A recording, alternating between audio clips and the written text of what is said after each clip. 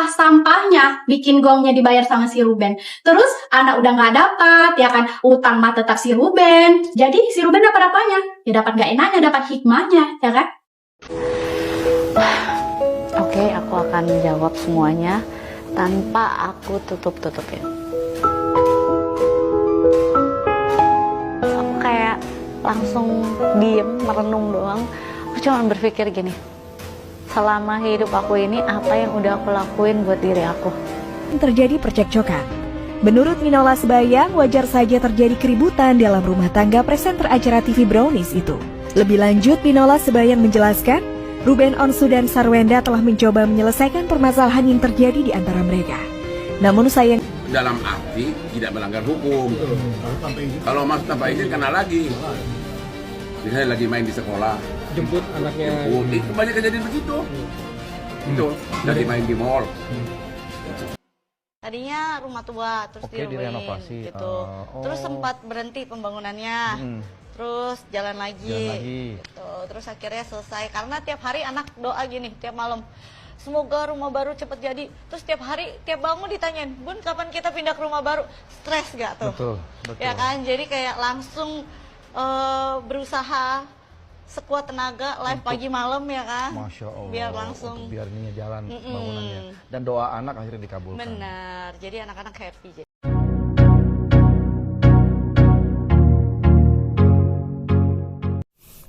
Assalamualaikum warahmatullahi wabarakatuh. Apa kabar teman-teman? Semoga kalian dalam keadaan sehat dan untuk orang siapapun, semoga selalu menjadi pribadi sukses dan bersahaja. Dari kasus Ruben Onsu dan Sarwenda tampak sekian menyala, terutama dari perseturuan mereka dengan statement-statement yang itu bertolak belakang. Si Sarwenda mengatakan A, terus kemudian dari Ruben Onsu mengatakan B. Dan kemudian dari fakta-fakta tentang pengeluaran dari budgeting rumahnya di sini terkuak ya. Dan menarik disimak seperti selengkapnya, yuk langsung kita ke TKP. Udah pada lihat si Ruben Onsu ya kan cerai sama si Sarwenda. Tapi sekarang itu rumahnya tetap dibayar sama si Ruben, sampah-sampahnya. Rumah gitu bersama, ya? kesepakatan bersama. Tapi utang tetap utangnya si Ruben ya kan. Tapi rumahnya untuk siapa? Sarwenda. Jadi si Ruben ini dapat nggak enaknya aja. 397 juta dibayar sama si Ruben. Sampah-sampahnya bikin gongnya dibayar sama si Ruben. Terus anak udah nggak dapat, ya kan, utang mah tetap si Ruben. Jadi si Ruben dapat apanya? Ya dapat nggak enaknya, dapat hikmahnya, ya kan? Dapat gak enak. Oke, aku akan jawab semuanya tanpa aku tutup-tutupin. Aku kayak langsung diem, merenung doang. Aku cuma berpikir gini, selama hidup aku ini apa yang udah aku lakuin buat diri aku? Apa ya yang bikin gue bahagia? Kak Ruben, Bang, alasannya apa sih Kak Ruben? Kok alasannya apa sih kok? Kak Ruben mungkin bikin sedikit Kak Ruben, boleh Kak Ruben alasan kok? Sarwenda ungkap alasan dirinya gugat cerai Ruben hingga dibuat terluka. Kabar Sarwenda menggugat cerai Ruben Onsu mengejutkan banyak orang. Salah satu sahabat mereka, Anwar BAB, ikut terkejut. Beberapa saat setelah mendengar kabar tersebut, Anwar BAB bertanya mengenai kondisi Sarwenda. Ia merasa khawatir dengan kondisi sahabatnya tersebut. Kini terungkap 3 penyebab perceraian Ruben Onsu dan Sarwenda ternyata sering cekcok masalah anak. Belakangan kabar Ruben Onsu gugat cerai Sarwenda cukup mengejutkan hingga jadi sorotan publik. Selama menikah, keduanya kerap membagikan keharmonisan rumah tangga, namun tak disangka justru mendadak memutuskan bercerai. Ternyata selama ini keduanya menyimpan permasalahan rumah tangga hingga terjadi pertengkaran. Ruben Onsu ternyata sering cekcok dengan Sarwenda sebelum akhirnya menggugat cerai. Pengacara Ruben Onsu, Minola Sebayang, menyebut ada sejumlah masalah di tengah cekcok lainnya dengan Sarwenda. Di antaranya juga ada masalah anak. Nggak ada rumah tangga yang nggak ada masalah. Ya, pasti semua rumah tangga pasti ada masalah. Ya, saya kira Ruben juga, Sarwenda sebagai manusia biasa juga pastilah rumah tangga mereka pasti ada masalah. Ya, kemudian ini sudah stop komunikasi. Kalau ini memang masih berkomunikasi. Jadi ada hal-hal yang memang mereka ingin komunikasikan, baik itu mengenai masalah anak, mengenai masalah kelangsungan rumah tangga mereka. Diketahui Ruben Onsu melayangkan gugatan cerai untuk Sarwenda di Pengadilan Negeri Jakarta Selatan pada 9 Juli 2024 lalu. Bahkan sebelum gugatan cerai Ruben Onsu terhadap Sarwenda itu mencuat, kabar keduanya sudah pisah rumah pun santer terdengar. Tak ayal, desas-desus Ruben Onsu terlibat percekcokan dengan Sarwenda pun banyak beredar. Minola Sebayang memberikan komentarnya soal kabar Ruben Onsu dan Sarwenda yang disebut-sebut sering terjadi percekcokan. Menurut Minola Sebayang, wajar saja terjadi keributan dalam rumah tangga presenter acara TV Brownies itu. Lebih lanjut, Minola Sebayang menjelaskan, Ruben Onsu dan Sarwenda telah mencoba menyelesaikan permasalahan yang terjadi di antara mereka. Namun sayangnya, keduanya memilih jalan untuk mengakhiri bahtera rumah tangga yang telah dibina sejak tahun 2013 itu. Kalau gua ambil aja anaknya. Kalau gua ya, itu kan gua bapaknya. Bukti ada alasannya apa. Berarti untuk peluang besar untuk memenangkan Akaswana kembali itu besar ya Bang? Kalau buktinya cukup, bapak, apakah si ibu mampu memberikan perwalian yang baik, menafkahi yang baik, apakah kelakuannya baik, itu Berusaha sekuat tenaga. Dari alasan perpisahan Sarwenda memang cukup dari sebuah keegoisan orang tua ya, baik Ruben dan Sarwenda. Karena dari permasalahan anak sebenarnya kan bisa diselaraskan ya, dimusyawarahkan. Tetapi lah ini juga takdir ya, kita tidak tahu. Tetapi apa yang dikatakan seorang Hotman Paris nih tentang dari perwalian dari anak ya, memang dari apa yang dilakukan seorang Ruben itu adalah strategi ya, dari rasa kekecewaannya ketika dia menafkahi dengan cukup fantastis ya, padahal dari vonis hakim kan cuma 17 juta per bulan, tapi dia memfasilitasi dengan nafkah 200 juta. Tetapi ketika dia memberikan segalanya, dia tidak bisa bertemu dengan anak. Bayangkan sampai berbulan-bulan, 6 bulan, bahkan ketika si SW ini sampai keluar kota ya sama si EO ya, dia itu tidak sama sekali bisa ketemu anak dan sangat kesulitan. Dan ini tentu saja membuat si Ruben geram ya. Dan kemudian disetoplah nafkah tersebut. Dan kemudian jika di sidang nih ya, otomatis sidang si Ruben tetap mempunyai sebuah power ya. Inilah kalau dia itu memberikan nafkah kok nggak bisa ketemu sama anak, otomatis ya seperti itu ya. Dan itu bisa didebatkan di sidang. Dan ini ada Sarwenda sebut rumah dibangun dari live pagi sampai malam dan doa anak. Kerja keras Ruben Onsu tak dianggap. Ini loh yang membuat dari netizen semakin geram, seperti seolah-olah dari faktanya dipelintir bahwa si Ruben sebenarnya itu memang orang yang mempunyai andil besar ya dalam bangunan rumah. Sebelah videonya kita play. Pagi malam ya kan. Tadinya rumah tua, terus direnovasi gitu. Terus sempat berhenti pembangunannya. Terus jalan lagi. Gitu. Terus akhirnya selesai karena tiap hari anak doa gini tiap malam. Semoga rumah baru cepet jadi. Terus tiap hari, tiap bangun ditanyain, Bun kapan kita pindah ke rumah baru? Stres gak tuh? Betul. Ya kan, jadi kayak langsung berusaha sekuat tenaga live pagi malam ya kan. Masya Allah. Biar langsung Buset, pagi malam guys. Dan doa anak akhirnya dikabulkan. benar. Jadi anak-anak happy jadinya. Ini rumahnya berarti desainnya American style. Amerika modern kali ya, Modern klasik ya? modern kali ya. Modern ya. Warnanya memang hitam putih aja. Enggak, di dalam mah banyak warna, cuman di depan biar lebih gampang aja. Boleh kita tur sekarang ya? Iya, mau kemana dulu? Wenda mukanya glowing banget sekarang ya. Ya iyalah, sebelahnya siapa dulu? Glowing dari dalam ya. Kalau mungkin dulu tekanan ya. Mungkin dulu tekanan ya. Sakit-sakit kayaknya hilang semua ya, Wen. Sakit-sakit kayaknya hilang semua ya, Wen. Puji Tuhan. Puji Tuhan. Menanggapi soal mencuatnya masalah. Nah, ini dari Ruben Onsu ya. Ruben Onsu bukan Deddy Sumargo maksudnya. Dan kemudian dari artis Melly Ricardo. Memang mereka itu mempunyai sifat bertolak belakang ya. Kalau Melanie itu memang membela dari SW ya. Karena dia juga orang yang mengenalkan, konon katanya ya, mengenalkan dari CEO dengan si Sarwenda.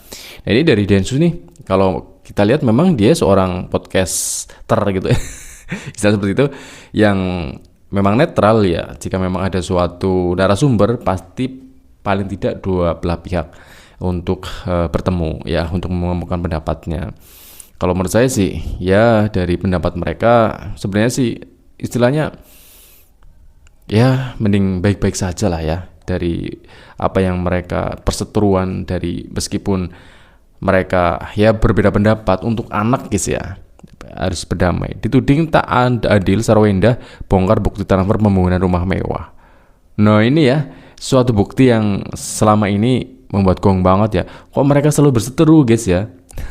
Tapi paling tidak kita bisa melihat secara kacamata ya, siapa sih yang benar-benar mempunyai andil paling besar dalam pembangunan rumah. Ini paling seru di debat ya ketika masalah hak perwalian hak asuh anak ya. Kita lanjut. Rumah mewah yang dibangun Sarwenda di atas tanah yang dibeli Ruben Onsu saat mereka masih berstatus suami istri. Tak terima dengan tudingan tidak ada andil dalam proses pembangunan, Sarwenda membeberkan semua bukti transfer hingga bukti chat keterlibatannya. Bahkan ia memastikan bahwa rumah itu bisa berdiri dengan kokoh dan megah atas kerja keras dan bantuan mendiang ayahnya. Namun Sarwenda menyayangkan jika Ruben Onsu sibuk menghitung aset yang diberikan kepadanya. Karena ternyata tak banyak publik tahu jika sejumlah aset termasuk rumah mewah yang saat ini ditempati Sarwenda dijadikan jaminan hutang piutang pribadi maupun perusahaan sebagai asal muasal pundi-pundi Ruben Onsu selama ini. Coba tunjukkan Sarwenda itu ada andil apa dalam pembangunan rumah? Ya, saya pastikan sekali lagi mayoritas pembangunan rumahnya itu yang membiayai adalah Sarwenda. Sampai bisa ditinggali. Ya, itu saya pastikan. Itu keluar sendiri dari mulut klien kami dengan bukti-bukti yang sudah kami miliki. Mayoritas pembangunan rumah itu adalah klien kami. Ya. Kalau pembeliannya jelas, memang pembeliannya Ruben. Ya, pada saat itu tanah ya. Tapi membangun sampai sebesar itu adalah mayoritas klien kami. Geger, tiba di PN Jakarta Selatan, Ruben Onsu dapat dukungan fans. Allahu Akbar, menang. Disclaimer, gue cuman ngerangkum dari berita digital yang sudah beredar ya.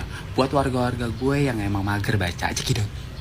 Warga sini pada kumpul ya. Gue mau update mengenai babak baru sidang PN Jakarta Selatan Ruben Onsu sama Sarwenda.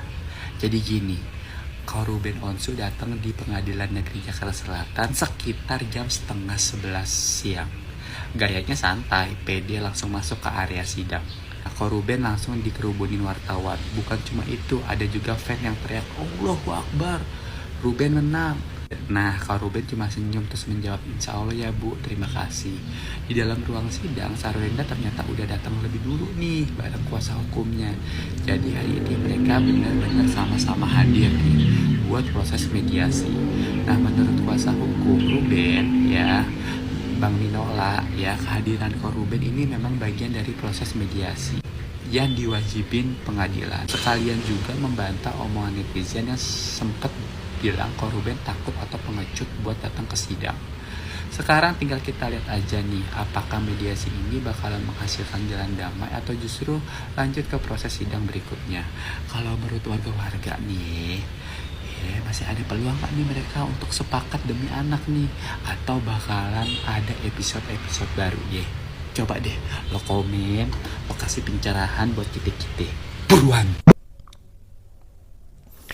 Kalau menurut saya sih guys ya, memang dari persetujuan mereka kayak engkel-engkelin banget guys. Kayak orang Jawa seperti itu bilang. Si Ruben bilang ini, si SW bilang itu guys ya, terutama dari pembangunan rumah gitu guys ya. Tetapi kalau kita lihat dari awal sih, si Ruben mempunyai andil paling besar ya. Tetapi kalau lihat dari pernyataan seorang Sarwenda dari dulu ketika dia masih harmonis dengan Ruben, ketika diundang di acara podcast gitu ya, Ruben memang dari awal orang yang paling andil besar. Tetapi anehnya di sini guys ya, bahwa si Sarwenda ini yang mempunyai andil yang paling gede. Dia itu sampai live siang malam setengah jam guys, 200 juta. Udah kita lanjut. 250 juta sudah bayar 41 kali senilai 11 miliar plus. Jadi Ruben per bulan itu dia mengeluarkan 379 juta untuk angsuran jaminan rumah itu. Dia juga harus membayar 250 juta untuk angsuran renovasi. Belum lagi dia harus membayar kemarin itu nafkah sampai di titik 280 juta. Ada yang per bulannya 280 juta. Belum yang lain-lain. Belum asuransi anak dan segala macam. Aku ya, kalau jadi Ruben ya, Gak sanggup udah aku, ya gitu. Gak sanggup aku jadi Ruben. Jadi aku melihat Ruben ini ya, aku benar-benar kasihan banget loh, kasihan banget ini. Dihina, dicaci, ya, dibilang ini, dibilang itu. Padahal dia perjuangannya itu nggak main-main loh guys. Coba lah kalian pikir itu. Kalian jadi Ruben, nggak usah berbulan-bulan, sebulan aja. Mending boy kalian semua kalau jadi Ruben. Pertanyaannya, kalau ada yang mengatakan bahwa Ruben Onsu bukan lelaki yang bertanggung jawab secara materi, di mananya? Awal mendapatkan rumah itu dengan perjuangan berdarah-darah, akhirnya dia mempunyai rumah yang sangat luas di Cilandak. Setelah itu karena permintaan mantan istrinya, rumah itu direnovasi dan developernya itu adalah mantan mertuanya. Ketika bercerai, yang menempati adalah mantannya. Yang membayar rumah yang dijaminkan adalah Ruben. Yang mencicil untuk renovasi rumah juga Ruben. Yang membayar nafkah dan segala macam juga Ruben. Di sini saya cuman ya bertanya-tanya, tidak bertanggung jawabnya di mana, tidak tahu dirinya di mana, pelit-nya di mana. Setiap bulan sesuai dengan yang diceritakan itu, Ruben mengeluarkan 1 miliar kurang lebih per bulan. Itu bukan untuk memiliki, mendapatkan, tetapi dalam konteks menyicil dan menafkahi. Kasihan bener Ruben, kasihan bener. Dia dapat apa, punya apa. Yang dia dapat, saya rasa saat ini dengan perjuangannya yang berdarah-darah itu hanya kesedihan dan kerinduan. Hai adik Noel, hari ini adalah hari pertama anak sekolah. So let's go. Mama masih tidur. Kita siap-siap. Let's go. Wah, aku.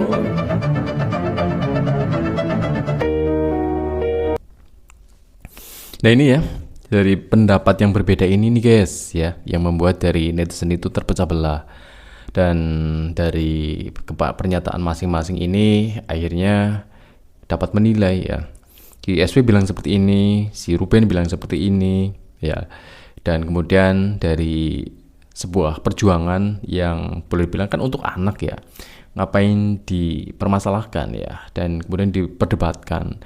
Dan kemudian menjadi konflik yang sebenarnya kalau anak melihat ini sangat disesalkan sekali guys ya. Tapi namanya juga egoisme orang-orang itu beda-beda. Si Ruben mungkin mengeluarkan fakta, dan si Sarwenda ya mungkin mengeluarkan fakta versi dia. Tetapi dari apa yang mereka perlihatkan sebagai public figure ya, ini sebenarnya amat disayangkan gitu guys ya, karena dari perkembangan mental anak jika dilihat itu sudah bagus ya, tetapi mereka mempunyai versi pikiran masing-masing.